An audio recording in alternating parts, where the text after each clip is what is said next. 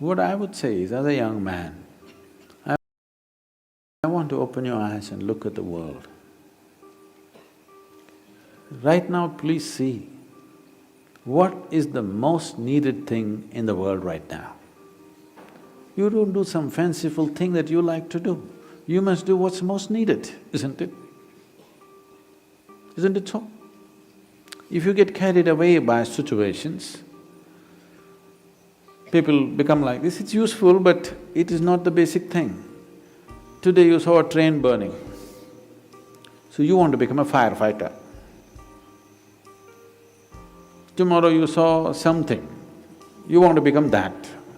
In reaction, in emotional reaction, you choose to become something. It could be useful on some level. But now, when most young people cannot think, you're thinking, what should I do with my life? When such a thought has come, I would say spend little more time on it. Not being influenced by anybody or anything, simply look at it. What is it that the humanity needs most? What is it that the world needs most today? I want you to recognize that. The only thing that needs to be fixed on this planet is human beings. Everything else is fine, isn't it so? So, I would say, all young people, not just you, must take a break from what you're doing.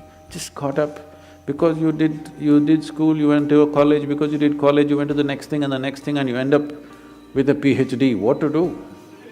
It's dangerous, you know. Because the education scientists are saying if you go through 20 years of formal education and land up with a PhD or something, 70% of your intelligence is irrevocably destroyed. Yes, you become a very knowledgeable idiot. And today knowledge has no use because whatever a PhD holder knows, a high school kid can open the internet and talk the same language. You can't even look smart anymore with what you collected, isn't it? Because just about anybody will talk these things because it's all over the place. So are you preparing for a university or the universe? That's where you have to live, unless you want to become an academic. I'm not saying these things are wrong, but human beings, sensible human beings must invest their life towards what is needed most, isn't it? Not some fanciful thing that I want to do or you want to do. You can do whatever, joyfully or miserably, isn't it?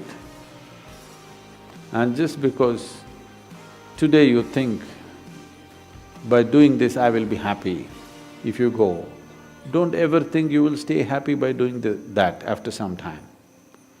Everybody, when they got their first job, what a beautiful day it was. You went to this mangy little office, sat there and wow,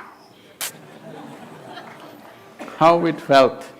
But after a few years, sitting behind the same table, it's taking your life. The same job, the same marriage, the same situations, they're taking your life. At one day it looked like heaven, after some time it looks like hell, isn't it? Not because there's something wrong with those jobs, simply because you're doing it for the wrong reason. You're just doing it for the wrong reasons, that's all. Now that you're thinking, I would say take a few weeks off. We're willing to give you the space. Just stay uninfluenced by anybody, just look at it.